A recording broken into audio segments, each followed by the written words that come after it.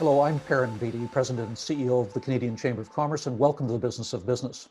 This is a series of conversations with distinguished Canadians, business people, experts, and others about the impact of COVID-19 on Canadians and on Canadian business. There's probably no two brands that are better known in the world and in Canada than Facebook and Instagram. And since December of 2017, Garrick Tiplady has been the managing director for both in Canada. We're very fortunate to have him with us today. Garrick, welcome to the Business of Business, and tell us a bit about Facebook Canada's role in Canada and your role as managing director. First of all, thank you for having me. Appreciate being on. As it relates to Facebook in Canada, I mean, simply put, we're focused on supporting the 24 million Canadians who connect across our platforms every month. We're also working with businesses of all sizes to help them build their digital presence. And, as we talk about digital presence and small businesses today in relation to the pandemic, I think it's important to just pause around small business. We know they're the backbone of the economy, but they're also being pretty heavily hit right now. And so at Facebook, we're really trying to make investments to make sure that we can help support small business during this economic slowdown. In March, we announced $100 million in grants for up to 30,000 small businesses over 30 countries. I think it's important today to say that we're announcing what that looks like within the Canadian context. So we're going to be providing nearly $3.5 million in grants to roughly 650 businesses across Toronto, Ottawa, Gatineau, Montreal, Vancouver. Each business is going to be eligible for up to $5,000 in cash and credits. And I just have to say, I encourage every Canadian business to go to facebook.com, Grants for Business, which will have all of the information that you need. Amazing. Now, go ahead. After you. Tell us about the eligibility. You're focusing on smaller businesses. We what are. sort of criteria do they have to meet? Yeah, so the eligibility, it's going to be a very simple process, and we're doing this intentionally. It'll be a 20-minute application. It is for businesses that are between 2 and 50 people, including the CEO. And all we're asking businesses to do is provide a little bit of information about themselves and how they can use the money. And so applications are between May 26th and June 2nd, so they're opening up in short order. And again, I just encourage everybody to go and apply. Now, I think it's also important, beyond the grants, we're also focused on training and support for small business. We're actually running a 3-part virtual training series, which we're doing in partnership with the Canadian Chamber of Commerce and their Canadian Business Resilience Network. But I'd also recommend businesses, and particularly small businesses, check out our Boost with Facebook group. That plus our Business Resource Hub. So for any business who's looking for guidance during this time, we've got access to resources, we're providing advice, and in addition to virtual training. And then the last thing I'll say, and I promise on small business, some of the other components that we've launched in the last couple of weeks, just to help small business. One is around fundraisers. If you're a small business now, you can ask your loyal customers to donate to a fundraiser for your small business just to help carry you through. We've just made it available for you to offer gift cards as well as order food on our platforms.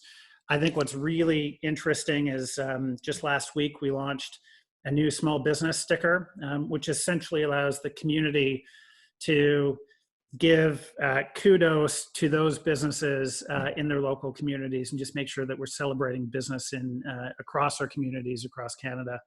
And then just recently, just one last piece, we launched Facebook Shops. And this is a new way for businesses to do business online and hopefully provide one additional platform for consumers to find small business offerings and make sure that they continue to shop. Amazing. For Canadian small businesses to have a company of the size and with resources of Facebook in their corner is really amazing. Now, these are new programs that you've established as a result of the pandemic. Has the nature of Facebook changed in any way? How has the pandemic affected Facebook itself? So our mission has always been about building community and bringing the world closer together. And I would say it's only, it's never been as strong as it is right now. At Facebook, we've really been focused on three things since the start of the pandemic. Number one is making sure that we're removing harmful misinformation from the platform, and just as importantly, making sure we're connecting people to the accurate information from global health experts. The second area is just making sure that we keep our platform reliable and safe. We know families are needing to connect during this time, and we want to make sure that people stay connected, family, friends, business, across the board. And then the third piece is, as we've just talked about, is around supporting Canadians and small businesses. And we've done this through the grants program. We've launched a COVID-19 information center.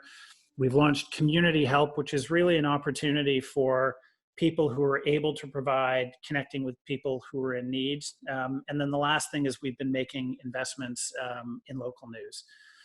Now, I think if you think around social media and Facebook in general, I think what's been really interesting to see is how people have been using social media to really connect with community in this time. Like, we've just seen these amazing examples of people coming together in ways that we've just not seen before.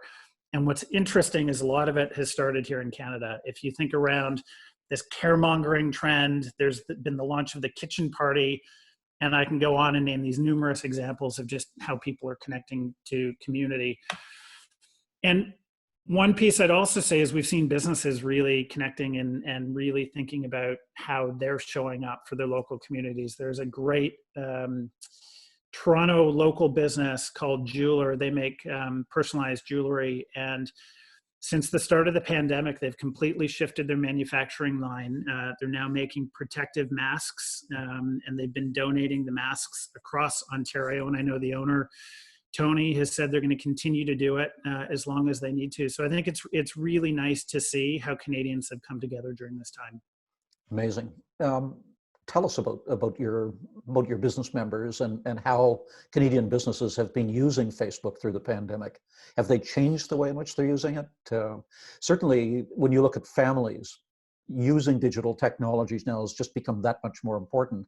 When I talk to businesses across the country, they talk to me about how much more digitalized they are as well. What role does Facebook play in all of that? Yeah, I think when one of the interesting things, if you look at the last 2 months, I think we have ultimately shifted the move online 3 years almost overnight. And so you couple that with the fact that if you look at Canadian businesses, so, to put it in context, 20% of Canadian businesses as of last week remained fully opened. And a third of those that were closed weren't sure whether they were going to open it up again. Couple that with the fact that we've seen this major shift online, yet in the background, only 4 in 10 Canadian companies actually have an e-com website right now. And so what, to me, this has highlighted is this urgent imperative to accelerate the pace of e-commerce. And this is across almost every single business within the country. Now, to your point around businesses adapting, we've just seen these amazing examples of resiliency in terms of businesses pivoting. There's this company in Montreal I was speaking to the other day. They've got 8 barber shops across the city. And not only were they able to put in a fund or create a fund for their employees once the business was shut down by selling product online, and they were donating a portion of product, but the other thing that they've done is they've now pivoted to doing online haircuts. So their barbers, you can sign up, their barbers will get online with you, and they will actually coach you how to do your own hair. And so I just think they're one of just many examples of Canadian businesses that have had to pivot and have done so. And, obviously there needs to be more education, and we've got a lot more work to do, but it's great to see some of the examples. An online haircut is something I have not heard of before. If I try it out, take my ear off, will they promise to put it back on? Yeah, same question I had, and I could definitely use one right now. So I think we're all feeling the effects these days. But it is amazing to me to see the number of businesses which have embraced digital technologies, and I think you're quite right when you say that it's accelerated the pace of this enormously. yeah, To a great extent, I think the impact of the pandemic has not been to create something that's entirely new, but rather to look at trends which were underway already and to make them even move along even faster. Digitalization is a good example of that. Another example is the protectionism that we've seen.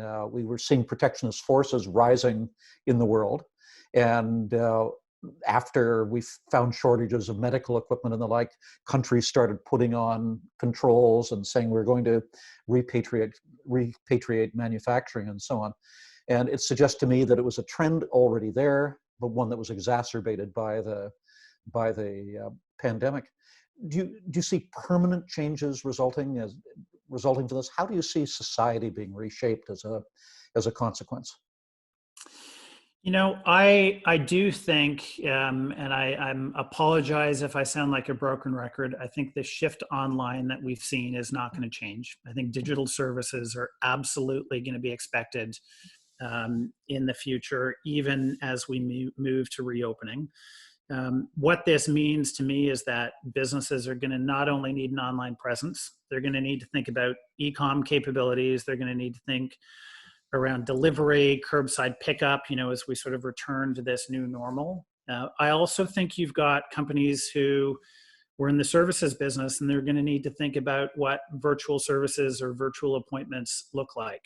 So those are sort of, a broad set of changes. One of the other areas that should have an impact is with the shift to online, with the shift to increased personalization. I think what you'll also see is businesses communicating differently with customers than they have before. It's much more personal, it's much more direct.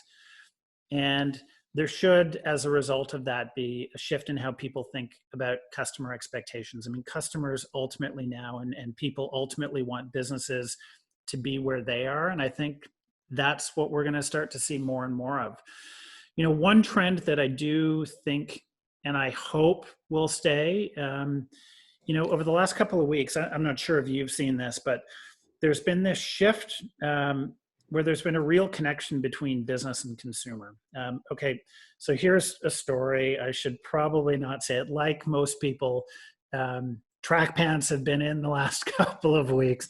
I bought a pair of track pants from a local business owner 2 weeks ago, and I got this handwritten note from the owner of the business saying, "You have no idea how important this is to me and important to our business." And so there's been this deep connection of business and people and community that we just haven't seen in a very long time. And my hope is that that is one of the trends that we continue to see as we reemerge from COVID. It's been impressive to see that the number of businesses that are really reaching out and connecting with their customers and with their employees. Uh, in talking to CEOs from across the country, what they've said to me is, look, our first priority is to making sure that our employees are safe and that they feel secure during all of this. But the issue of confidence with our customers is going to be absolutely critical, that they need to know That's right. that we're there with them during the tough times. We're going to be there to help in any way that we can, and that their health, again, is the priority. If these are permanent effects, they're very positive. And similarly, what we're seeing is the democratization in many ways of services, that people in rural and remote areas, as we go digital, are able to have access to services which were available to people before, often only in large cities. When we're looking at distributed workforces, we're seeing that people who otherwise, persons with disabilities, people in remote areas who otherwise might not have been able to work for a business, suddenly now it appears if the business can adapt to accommodate them. So it suggests to me that for all of the trauma that there's been from this, and it's been massive and is continuing to be, there are elements there that we can build upon, and that our goal should be not to go back to where we were back in January or February, but to look at how we build something better. No, I agree completely. You touched on the notion of remote work. I think remote work is simply going to become work. And we've already seen news of companies moving to that. And to your point on small businesses, as you think around the evolution to an online environment, for the first time, they now have an ability to compete with the larger companies in a way that they've not had to. They've not had that chance before, because a small company now has the ability to reach scale and reach beyond the borders of the town or the city that they were in a way that just hasn't been possible. And so I do think it does open up opportunities. Obviously it's going to be difficult as people move through this, and we've got to be conscious of that. But I do think long term there's a great opportunity for businesses coming out of this. And it seems to me, as we look at that, a great opportunity for tools like Facebook to be used to enable Canadian businesses to expand their reach and to develop new relationships they simply didn't have before. Yeah, and I hope with the programs we're doing, with the grants that we're announcing, with the education resources that we're making available, people truly take advantage of it. We're here for them, and I hope people apply for the grants, and I hope they take advantage of the resources that are available online. Garrick, we appreciate the leadership that Facebook is providing during these tough times, and we appreciate your leadership in terms of ensuring that Canadian businesses have this assistance available to them.